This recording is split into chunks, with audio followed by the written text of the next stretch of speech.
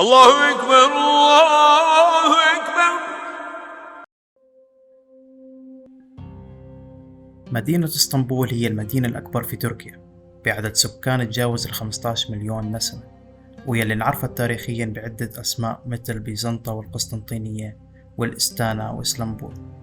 اليوم اسطنبول تعتبر مركز اقتصادي مهم في المنطقة بالرغم من تضخم العملة اللي بتمر فيها البلاد، إلا أنها وجهة سياحية مفضلة لكثير من الدول.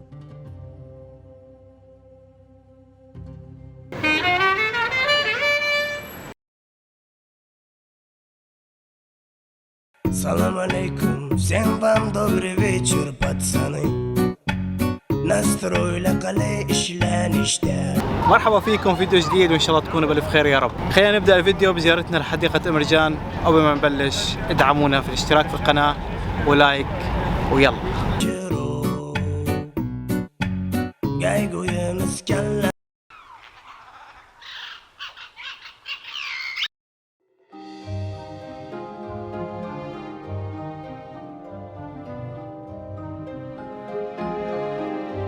اليوم جبناكم على حديقة إمرجان اللي بتشتهر بزهور التوليب، واللي موجودة في الجانب الأوروبي لمدينة اسطنبول، وبالتحديد عند مضيق البسفور زي ما هو واضح عندكم بالفيديو. أحسن وقت لزيارة هذا المكان هو بشهر 4 وشهر 5، هذا الوقت اللي بتتفتح فيه زهور التوليب.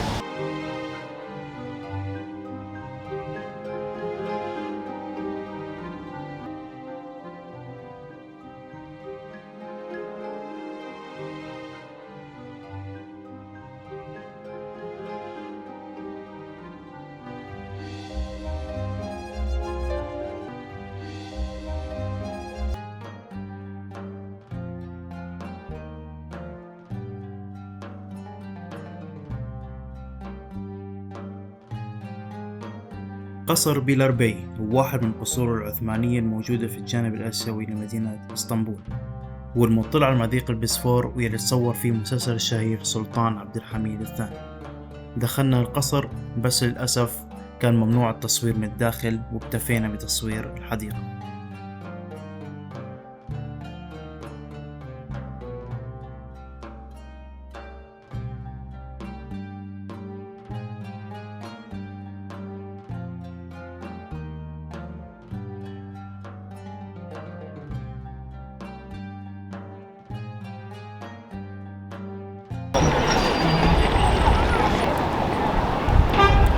خلوا في بالكم انه ميدان تقسيم تكون هي وجهتكم رقم 1 في زيارتكم لاسطنبول، واهم شيء انكم تتمشوا في شارع الاستقلال وتضلكم نازلين حتى توصلوا عند برج قلب. شارع الاستقلال هو اكثر شارع مزدحم في اسطنبول، والمتنوع اللي بيغطي احتياجات الزائر من مطاعم ومحلات تجارية ومعالم سياحية.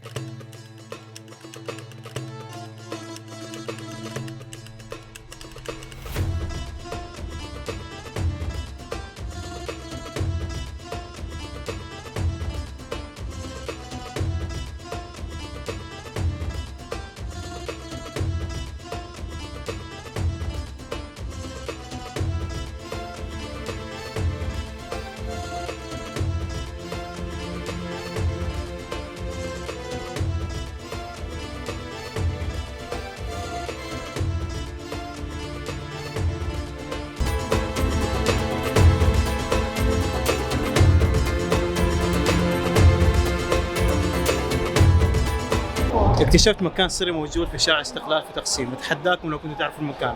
إذا كنتوا بتعرفوا المكان اكتبوا لي في الكومنت.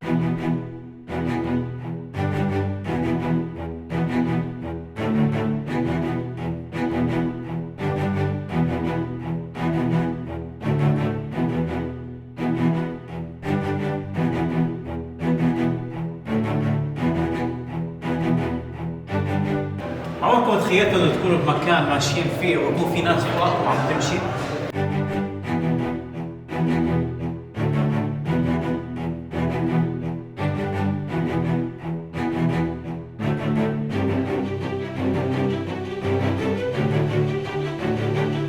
المكان بذكرنا بالقصور اللي بنشوفها بالمسلسلات والافلام التاريخيه، وعندنا هون الاضاءه يلي ماخذه تصميمها من مبدا الشعله، وغير هيك موجود عندنا الدهاليز والغرف يلي بتنفذ كلها على بعض. كشفنا هذا المكان السري موجود في شارع استقلال. مكملين معكم على واحد من اهم المعالم الموجوده في شارع استقلالي اللي هو برج قلطة. Yes, please.